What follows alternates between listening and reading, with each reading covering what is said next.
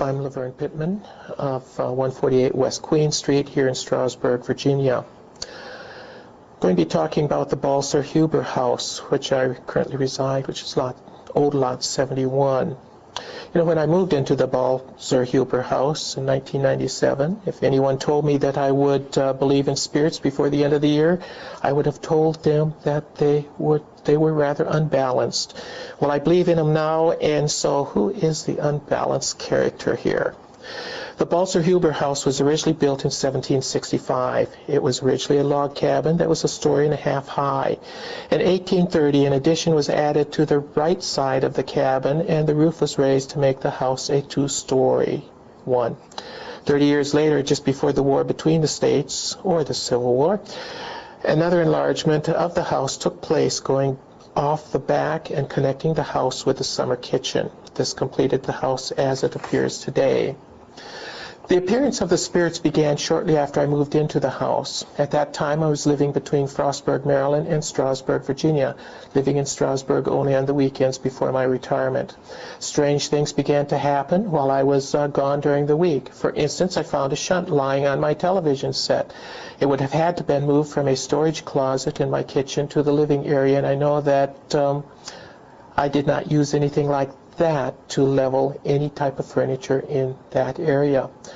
I began to smell cigar smoke from cheap cigars in the log cabin area of the house. No smoking is allowed in the house, and I checked to see if there was anyone outside who was smoking cigars. No one was.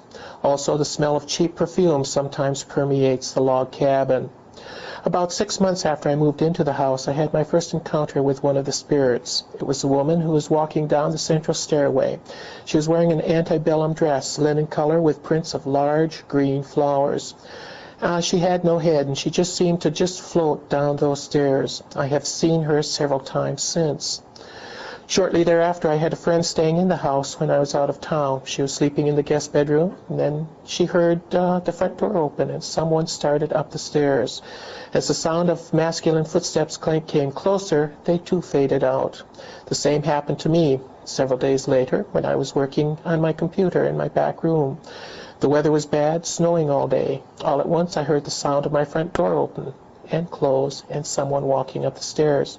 I wondered who it was. My daughter and my best friends have keys to the house, but I could not imagine either driving from D.C. or Baltimore in that weather. As with the last encounter, the footsteps faded as whatever it was neared the top of the stairs. Later that spring, 1998, one early morning, I was out in the yard with my dogs, and I had a feeling that we were being watched, and I looked up at my back porch and saw a male figure standing there watching.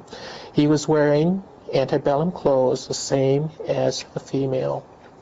I had called the previous owner of the house and asked her if she had any encounters with the spirits, and to my surprise she said yes, and she felt that they were a couple who lived in the house sometime before the Civil War, or just at that time.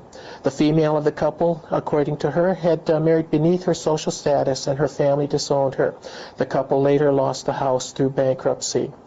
According to the previous owner, they are today buried in St. Paul's Cemetery in unmarked graves. About a year later, I was watching television in the log cabin portion of the house when I saw a girl about 8 to 10 years of age walk past the door in the central passage area. She surprised me completely, since I had no idea there were more than 2 spirits in the house, the 2 that I had encountered before. She was also headless, wearing the same type of clothing that the adult female was. I see and hear these spirits occasionally, although the longer I live in the house, the less they appear to me. Every once in a while, I will have the odor of cheap cigars or perfume in the house, although both are getting fainter each time. I guess we have grown quite comfortably with each other. My dogs still see them as they will look at the stairway, and their eyes will follow something going up and down that staircase. The end.